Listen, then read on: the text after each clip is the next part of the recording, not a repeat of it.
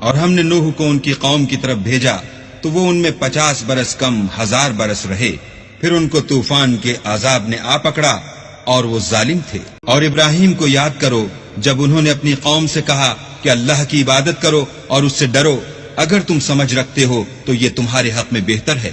تم تو اللہ کو چھوڑ کر بتوں کو پوجتے اور طوفان باندھتے ہو، تو جن لوگوں کو تم اللہ کے سوا پوجتے ہو وہ تم کو رزق دینے کا اختیار نہیں رکھتے، بس اللہ ہی کے ہاں سے رزق طلب کرو اور اسی کی عبادت کرو اور اسی کا شکر کرو، اسی کی طرف تم لوٹ کر جاؤ گے۔